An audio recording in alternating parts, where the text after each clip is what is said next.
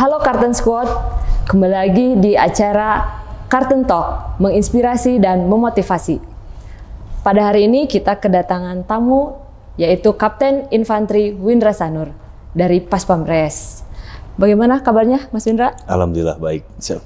Ya, kita langsung aja, silakan untuk memperkenalkan diri, Kapten Windra. Ya. Nama saya Windra Sanur, pangkat Kapten Infantri, dinas di Paspampres. Itu aja. Oke, cerita awalnya nih masuk TNI itu tahun berapa?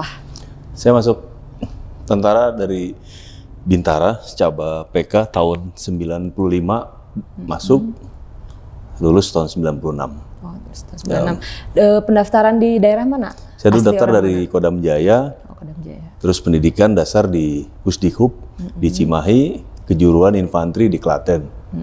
Siap. Lalu setelah menjadi TNI itu kan Mas Windra masuk jadi anggota Kopassus ya. Siap. Tahun berapa itu masuk anggota Masuk Kopassus selesai latihan infanteri tahun 96, seleksi, masuk ke Mako dulu, habis itu Cako sebentar, langsung pendidikan komando. Komando saya angkatan Komando 74 tahun 96, lulus 97. Pangkat apa waktu saya itu? Saya masih sersan 2. Oh, sempat jadi sniper juga katanya. Ya, betul. Dulu waktu tugas ke Ambon. Oh iya, betul. Siap.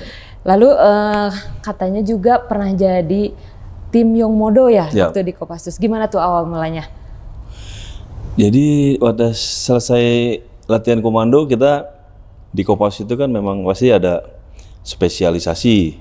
Habis selesai komando, spesialisasi, kebetulan spesialisasi saya bakduk, penembak runduk, kalau bahasa Jawanya itu kan sniper itu kan. Terus setelah itu diisi kan, kalau di Kopassus itu pasti kan harus punya kemampuan menembak yang bagus, bela diri yang bagus, navigasi darat yang bagus. Habis itu saya TC judo, selesai judo, pas tahun 2000, mungkin 2012-an, 2010 ke atas sudah mulai ada Yongmodo. Nah, karena dulu saya aktif di judo, di Yongmodo itu yang pernah juara itu nggak boleh main lagi. Kebetulan saya nggak pernah bertanding di Yongmodo karena biasa jadi wasit di judo. 2015 karena habis stok yang juara, saya awalnya saya jadi pelatih. Pelatih kelas berat karena memang nyari yang overweight kayak sesuai saya gitu kan. Ya. Yang badannya besar, makannya banyak gitu kan. Jadi agak susah. Kelas berat ya. Kelas berat, dan kebetulan dulu Pasiopnya itu Pak Eka Wira. Oh iya. Ya, King of Sparko. Terus dan kontingennya dan pas sampai sekarang. Pas lagi seleksi, ya nggak tahu malah jadi saya yang jadi apa? Jadi atletnya, jadi dibalik.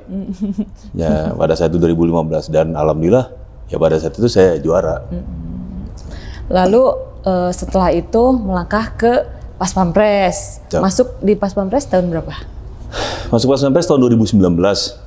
Pada saat itu periode kedua Pak Jokowi, ada seleksi, ada permintaan pengawal pribadi ring 1 yang kembali lagi postur tinggi besar gitu kan. Makanya kita seleksi, alhamdulillah lulus pada saat itu 2019.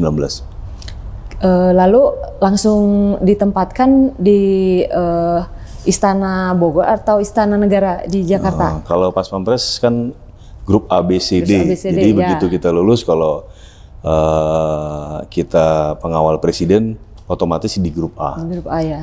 Grup A kantornya di Tanah Abang. Cuman kalau untuk penugasan, karena presiden yang sekarang tinggalnya di Istana Bogor, kita lebih sering dinasnya di Istana Bogor. Ya. Lalu selain mendampingi presiden, apakah keluarganya juga ikut didampingi juga oleh Mas Windra atau bagaimana? Kalau di Paspampres itu kegiatannya spesifik. Jadi kalau saya pengawalnya RI 1 atau presiden, itu sebenarnya hanya fokus di RI 1 saja. Karena nanti pengawal ibu negara, RI 3 itu ada sendiri, pengawal putra dan putrinya itu ada sendiri, cucu sendiri. Cuman begitu kita masuk dalam satu penugasan, contohnya nih kumpul keluarga bareng semuanya, ya kita tinggal komunikasi. Tinggal koordinasi antara pengawal-pengawal dari bapak, ibu, dan putra-putri serta cucunya. Yang jelas jangan sampai terlalu banyak, Intinya kita pengawasan, kita bagi tugas. Jadi tapi tetap fokus utamanya adalah kalau saya adalah pengawal Bapak ya RI 1. Nah, di dalam menjalankan tugas nih ya, selama mengawal Bapak itu kan pasti banyak situasi-situasi yang tidak terduga lah ya, seperti mungkin menghadapi, beliau kan seringnya berhadapan langsung dengan masyarakat gitu kan, seperti itu banyak lah ya situasi-situasi yang tidak terduga gitulah. Bagaimana mengantisipasinya dari Mas Windra itu sendiri sebagai Pas Pampres ketika menghadapi situasi-situasi yang berpotensi membahayakan untuk Bapak? Ya. Di Pas Pampres ada sistem, jadi sistem itu sudah berjalan karena di kita, saya ini kan hanya di level PAMA sebagai pengawal pribadi. Di sana ada Dantim, ada Danden, ada Dangrup, ada Pas Pampres. Jadi dan Pas Pampres sebagai pimpinan dan grup pada saat itu pasti kalau kita mau kemana, di sana ada tim advance, pasti kan dia udah diantisipasi sama mereka. Dan pada saat kita contohnya kita mau pergi ke Monas, itu ada tim advance. Nah kita kan sudah ada SOP latihannya nih, latihan pengamanan VIP dari ancaman senjata tajam, pistol, mungkin sampai sniper. Kita pasti sudah melaksanakan drill. Dan begitu kita melaksanakan situ, komandan pasti sudah melaksanakan, ya kamu drillnya nih spesifik seperti ini gitu kan. Dan kita harus dilatih itu, dan situasional, perubahan situasi. Contohnya Bapak yang harusnya ke kiri jadi ke kanan. Kita ada formasi baku tapi fleksibel. Karena kita formasinya itu kan misalnya contohnya kayak main bola 2-3 di belakang. Begitu ke kiri itu tetap bergerak seperti itu. Tim pendukungnya juga sudah tahu nih, kan kita sudah rata-rata kan udah Pas Pampresnya banyak yang sudah lama juga. Jadi formasi kira-kira Bapak itu antisipasinya mau kemana? Untuk situasi seperti ini, formasi ini, kan, untuk situasi ini, formasi ini gitu ya. Udah dirancang khusus ya. Besok misalnya kita berangkat kemana? Oh kayaknya ini formasi ini kayak gitu ya. Terus Mbak kan tentara juga nih, pasti udah tahu kan CB 1, 2, 3, 4 kan gitu kan. Jadi kita CB 1, 2, 3, 4, 5. AGHT-nya itu kan ancaman, gangguan, hambatan, tantangan sudah dipersiapkan, dan itu udah kita dengan latihan segala macam kita udah siapkan semuanya itu kan. Ya, oke. Lalu selanjutnya apakah nanti kalau misalnya ganti presiden nih ya, kan kita nih persiapan nih tahun depan, apakah Pas Pampresnya ganti lagi atau enggak itu?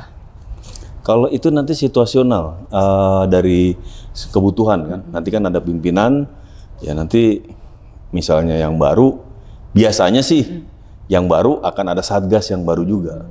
Yang lama biasanya nanti kalau ada yang ikut atau mau kemana pindah grup D jadi jadi pengawal mantan presiden kan. Di sana ada satuan tersendiri kan yang di ini juga di Tanah Abang ada grup D, itu adalah satuan yang tugasnya mengamankan mantan presiden dan wakil presiden.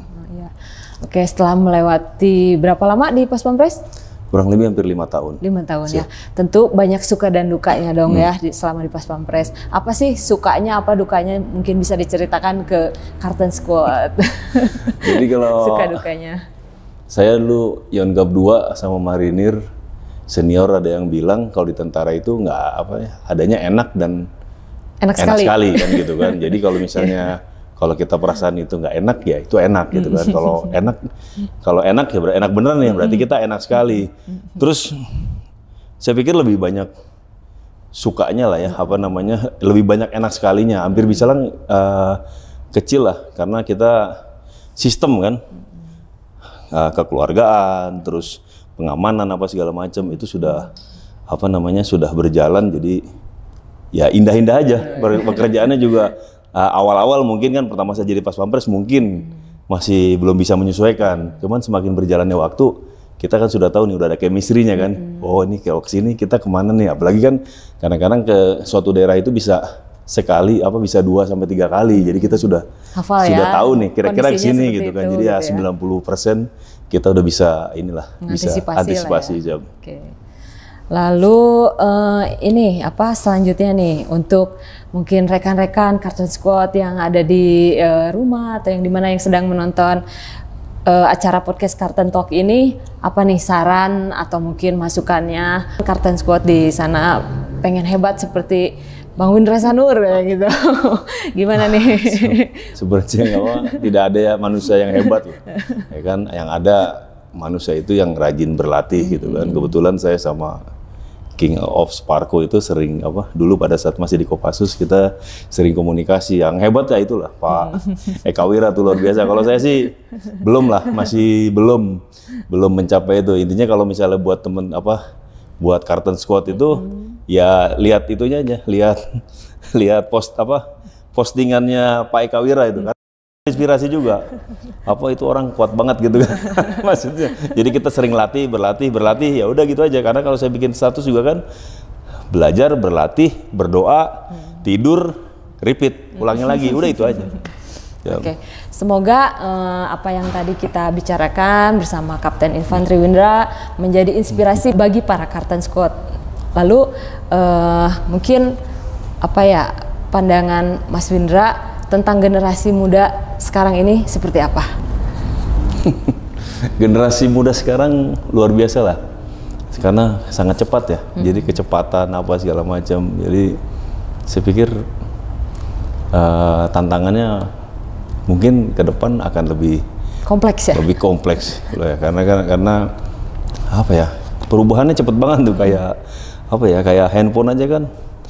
Saya lihat hampir setiap 2 bulan tuh bidang, ya? di-upgrade, iOS-nya di-upgrade segala macam gitu kan. Jadi kita kadang-kadang ngikutinnya juga kayak generasi yang lama. Ketinggalan juga gitu ya. Kurang update lah. Kadang-kadang kalau kadang-kadang saya suka nanya sama anak saya kan. Anak saya mungkin lebih pinter nih mengerjakan sesuatu, kita masih belum ini. Jadi memang harus lebih cepat lagi. Kalau kata Presiden kan lebih banyak belajar, berlatih, lebih banyak lagi karena persaingan ke depan semakin berat. Lebih dari kita ya dulu ya. Mungkin seperti itu. Terima kasih Kapten Windra. Sukses selalu ya. Siap. Carlton Tactical, always forceful.